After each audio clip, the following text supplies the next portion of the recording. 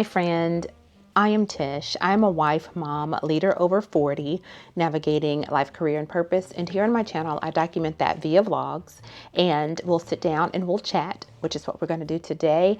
And I turn the camera on whenever I think that there's something very interesting or somewhat interesting for the both of us to enjoy. If you like relatable content like this, go ahead and stay, become a friend by subscribing, liking this video, and tell me where you're watching from down in the comment area. And for information, I'm from Arkansas, so I've given you where I'm from. Let me know where you're watching from. In today's video, I wanted to sit down and be very open and honest with you, from sister to sister, from friend to friend, girlfriend to girlfriend, okay? If you have seen maybe my latest videos, you will know that I've mentioned having abdominal surgery and getting prepared for that and healing and all of that. One thing that has helped me in my healing process, no joke, besides, my personal village, is watching videos, whether they were on YouTube or any other platform, and listening to ladies that are preparing for this journey, going through the journey, or have completely healed from it. That has been such a huge help, I believe, in contributing to community. And I wanted to share my experience with you in the event that this is something that you are currently going through, you may experience later in life, or you just have questions about it. So this will be a disclaimer right here. My journey is my journey. It is not going to be spot on with the other ladies that have shared their journey. And if this is something that you're going to be doing yourself, you're going to find that your journey is going to be specific to you, because none of our bodies are the same. To some people, this may seem like too much information, but I don't want this type of information to be taboo, especially if it can help someone else. We need to be able to openly share. After having this surgery, my mother started to tell me about what she experienced when she had the surgery. Y'all, I'm well into my 40s. So some of this information seems so taboo to talk about that we don't openly share it with, I don't know what, to be embarrassed, when this is a common procedure now. So many women are undergoing abdominal surgery to have one or more of their organs removed, whether it is their uterus, ovaries, cervix, and ovary. This is happening often, and our bodies have been producing these fibroids and cysts that cause us tremendous pain. And I want to be able to use my channel to be relatable to you. If you find this very uncomfortable to talk about, y'all, I'd hate for you to get off of the video, but please, I do not want you to be uncomfortable watching my video or being on my channel. So I will let you know that I have had severe complications in my body during the time of my menstrual period. It has been gradually worse. It started at worst and just got gradually horrific, to where I would be in so much pain.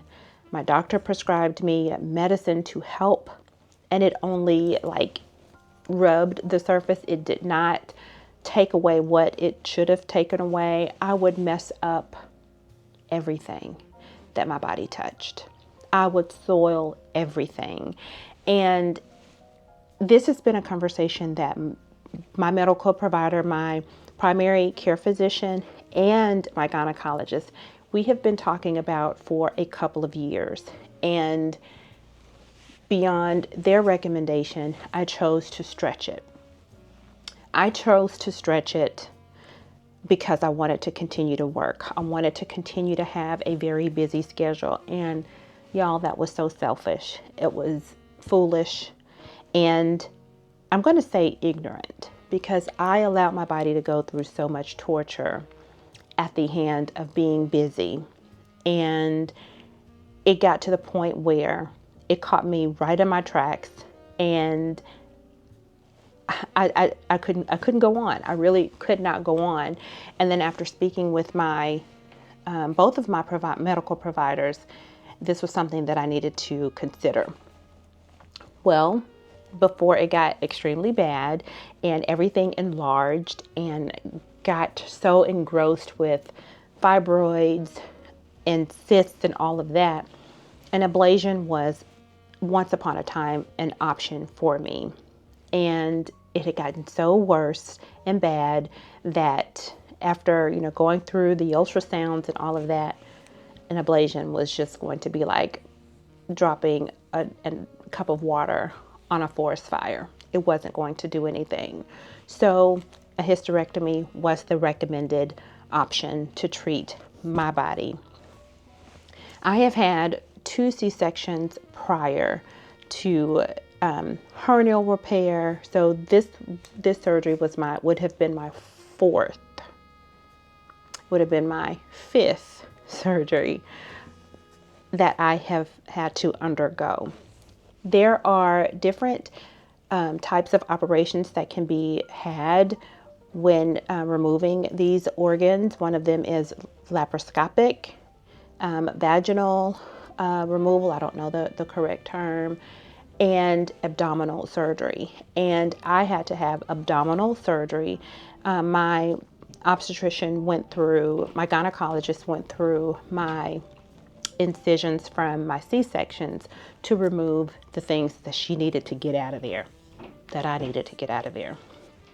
Okay, so my recovery is still similar to others that have had the laparoscopic and the vaginal. The pain is the pain. The organs are the organs, y'all. So this video, I just wanted to give you a little understanding of what type of surgery I had, in case you are getting ready to start speaking to your medical providers. You understand some of these things. I fully don't understand them all, but through help of ladies like myself and others that are willing to openly share, this information is very vital. So I wanted to talk about the preparation for the surgery that helped me, and maybe some things that you can keep in mind for after. But preparation is like the best thing you could ever do. Do you hear me? Do you hear me? Being prepared. Now, there are going to be some things that you're not going to be prepared for, but to have an overall system of things in mind just eases the anxiety that may come with you knowing that you're going to have this procedure and you're going to be out of your everyday happenings for 4 to 6 or 8 weeks. So I wanted to talk about some of the preparation that I did, some that I researched, and it was like, I'm so glad that I did these things. First and foremost is calendar updates. Y'all, if you know me, you know I'm going to stick to my calendar. I looked on my calendar first and foremost before my doctor's appointment, and I looked at a span of time that I could possibly share with my provider that I can take this time off. And that's what I did. I went in with these dates because I knew she was going to ask, when do you want to have it done? Do you want to have it done next week? And for me at the time that I looked, it was 2 months out. 2 months out. I told her if we can schedule it during this time, I can halt everything and slow down extensively during this period of time. And she said, okay. And she scheduled the appointment. When I say the appointment, she scheduled the surgery. When I knew that she scheduled the surgery, it was like a done deal then. That's when I went and I adjusted everything that I needed to adjust. If I needed to move up workshops, move up speaking engagements, or anything dealing with work and my community assignments, I did it. And if it couldn't be moved, I just had to drop it from my responsibility with no fear. I needed the date to be scheduled with the medical provider so that I could do what I needed to do on my end so that I would not prolong my health any longer. So that is the first thing that I suggest that you do. The other thing, after knowing, okay, this is the block of time that I have, this is how much time I have before this gets ready to happen, I started to think about home care. Who is going to be at home? How are we, what do we need to do to make sure that, what I need to do, what I'm typically doing for the home is taken care of. I don't have to worry about childcare, y'all, because I have a college student and I have a high school student who's self-sufficient and helps me out a lot. So I did not have to worry about that. But if you do have small children, that's something that you should go ahead and start mapping out well before your surgery. Also, I didn't make an announcement to all of my friends, not being selfish or keeping it from them. I did it because nerves and anxiety would well up with the thought of that. So I kept the information very quiet, only to those who I knew could quickly have access to me, my home, my children, and I let them know what was getting ready to happen, when, so that they could be on alert for being there for my family and myself during this time. And I wanted to gather that support. My daughter is in volleyball, so I did let some parents that we carpool and do those things. I did let them know because I would need their help during this time. And outside of gathering my village together, it was now time to get me together. I made sure that I had my nails done, my toes done, because you're going to be exposed. Although they're not looking at that, but for my sanity, I wanted to not go in there halfway looking like something. So I made sure that I do my own manis and pedis. I made sure that I put that on my calendar when I needed to get it done so that I didn't have to worry about being stressed about that. I did it a week before. I did do my shaving and made sure everything that needed to be removed was removed. So I took care of that. And then a week before the surgery, I got my braids done because I just knew I would not have the energy to tend to my hair, make sure that it was wrapped and styled and all of that. I got my braids done. And then I wanted it to be a week prior so that the tension from the braids didn't hurt, in addition to the pain that I felt after the surgery was done. So I tried to do a lot of the Tish maintenance a week prior to my surgery date. That I'm so thankful for. So thankful for. And I have some notes here. Outside of hair care and manis and pedis and making sure that extra hair and things were removed, I started to take care of laundry and things around my room because I knew that I wouldn't be able to do it, and I wouldn't want to come in knowing that I was getting ready to start recovering, having a whole list of things to do or to see in my space. So I started taking care of the areas that I knew that I would spend most of my time. So I tend to my laundry, made sure everything was washed, cleaned, folded, and put away.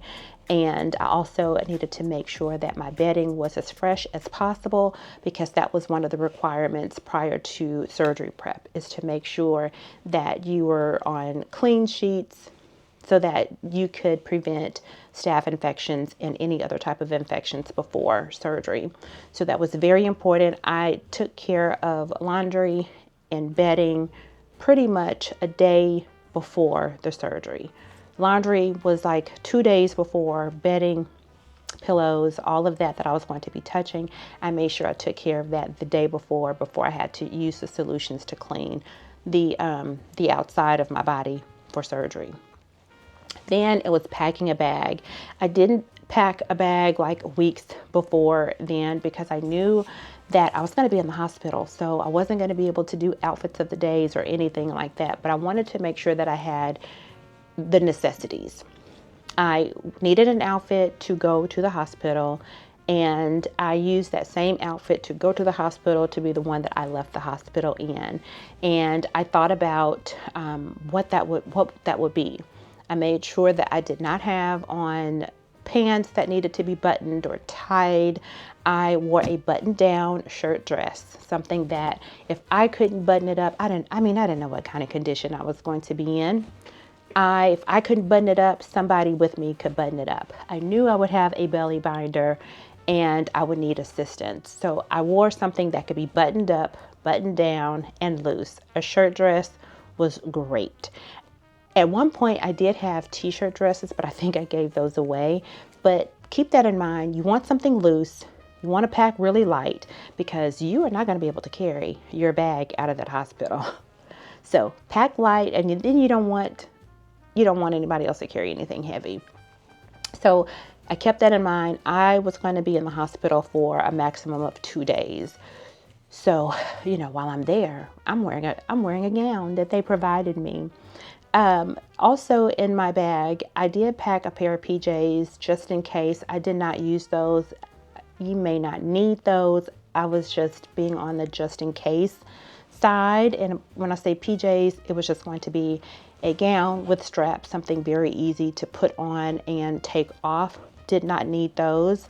And I packed large underwear. And I packed two to three pairs of large underwear because I did not know what to expect after the surgery. And I didn't want anything tight. This is not the time for going in there trying to be cute because they've seen you without them and they've seen you in your worst state. So large granny panties.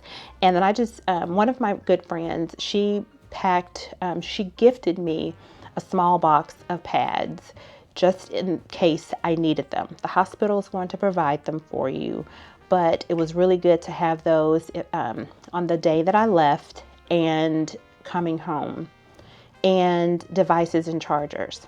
I made sure that I had my iPad, my cell phone, and a charger so that I could have those things right there with me when I did come out of anesthesia and I wanted to scroll or watch something on television, on my iPad, whatever. Play a game. Spoiler alert, I didn't even think about a game.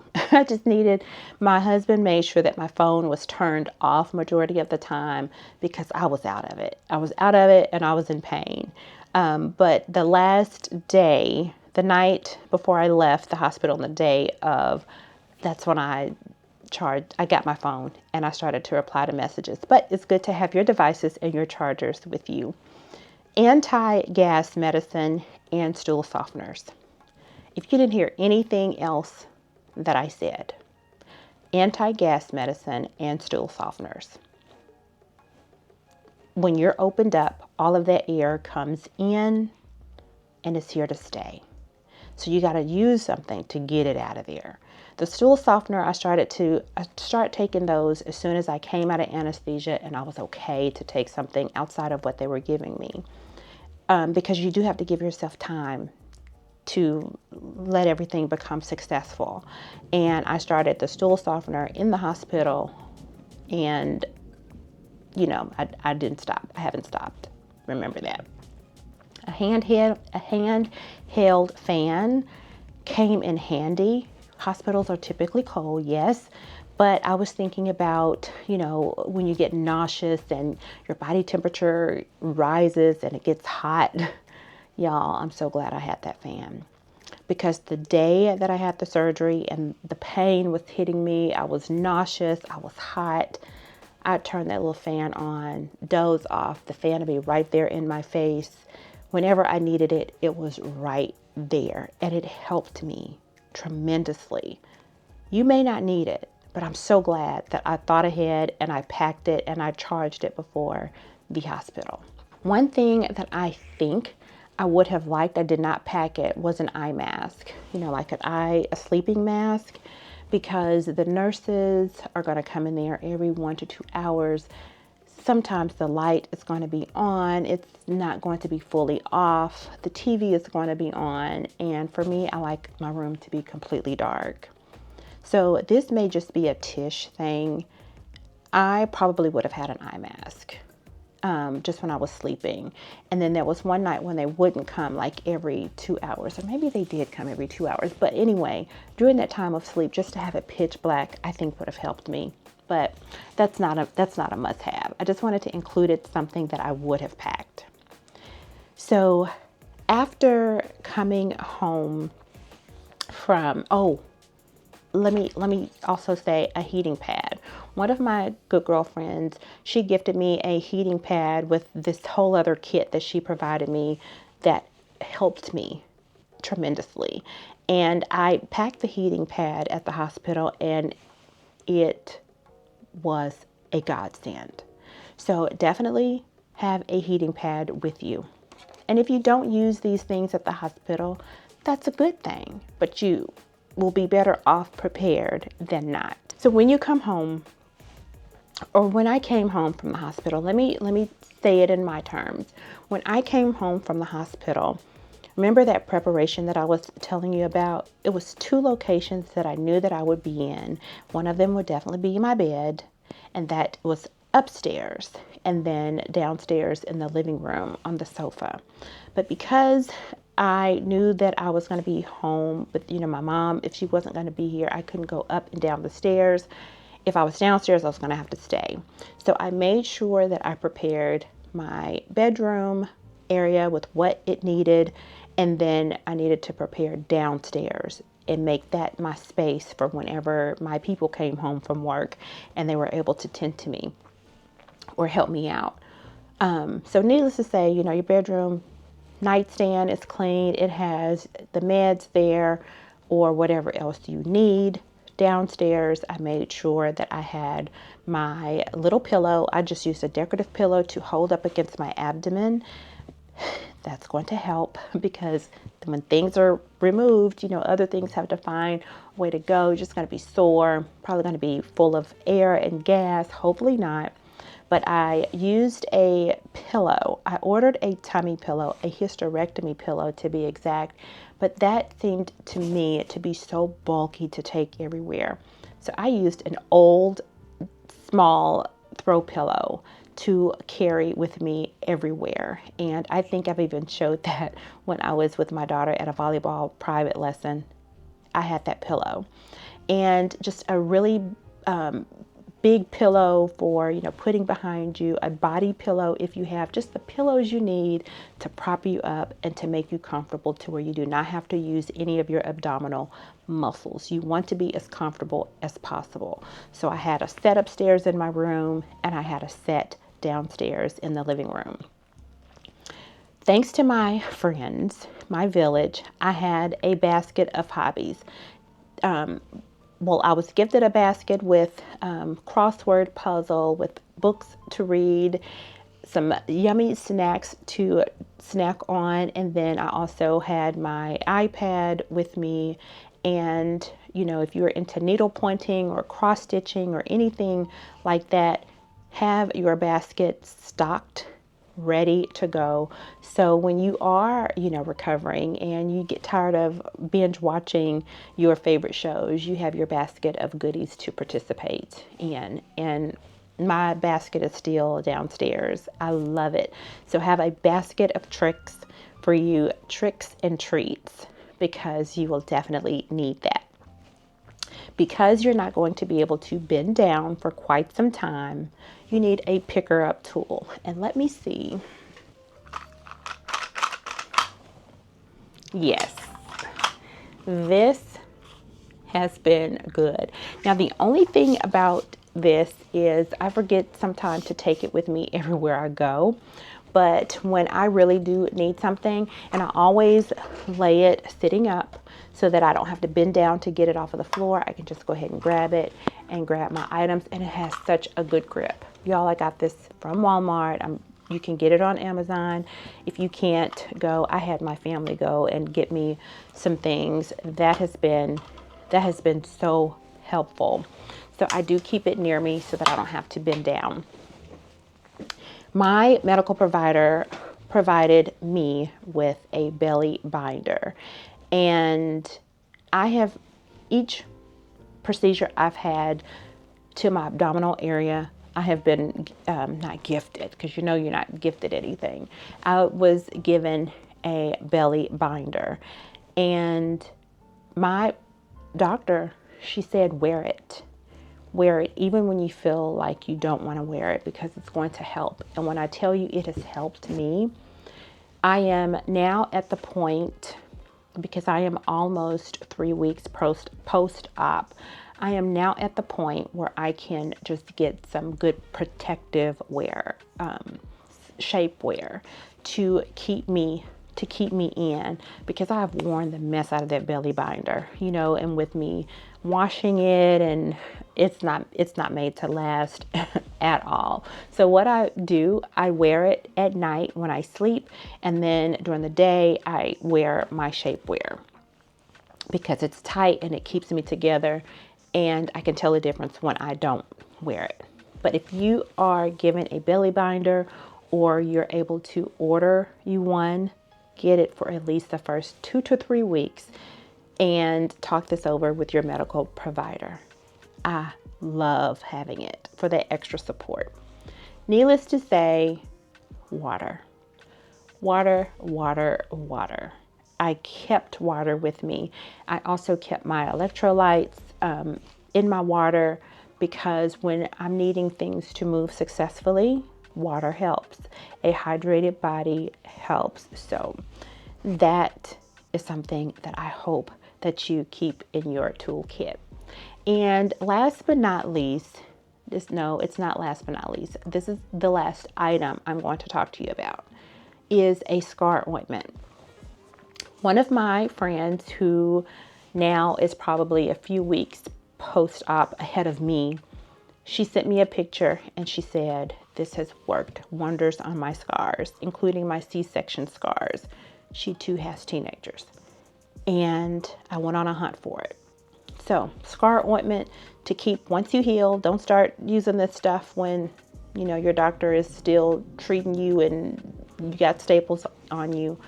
But that is something good to have. The last thing I want to talk to you about is rest. And it's coming from a person who did not realize that rest was important. And it is just as vital as having a tangible item in front of you and letting your body heal.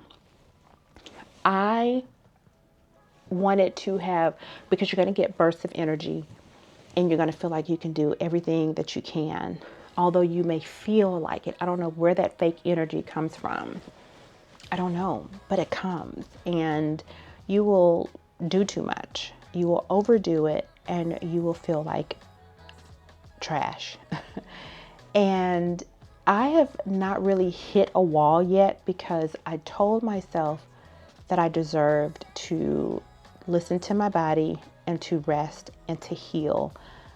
I am not in my teens or 20s. I cannot bounce back like I did when I was hard-headed after major surgery. When I get tired, I stop. If I can't work a full day, I don't. If I need a nap or an extra nap, I take the naps. Because you may feel good on the outside, your body is having to heal inside. And it's going through all types of things because it lost some of its longtime members, right? If you don't do anything else that I mentioned in this video, give your body time to heal and rest. Be okay with declining invitations. Be okay with not being everywhere and being everyone to everybody in your life. You deserve this time. You deserve it. Give yourself time to rest. Y'all, I hope that my journey, did I give you my journey? Because I'm still on this journey. I am still on it. But I hope that my preparation tips helps you. Save this video. If this is something that you have not experienced yet, or you hear of a friend or family member that may be experiencing this soon, save this video or share it with them, because, like I said, these videos helped me tremendously, and I wanted to be a part of the community by also sharing this with you. All right, if you stayed to the end, like this video, subscribe if you haven't already, and tell me where you're watching from down in the comment area. And if you are in the healing process, or you're preparing for this process to be a part of your journey and your life, I wish you the absolute best. I pray God's healing over you. You will overcome this, and you will overcome it successfully. Friend, thank you so much for watching, and until the next video, have a great day. Bye.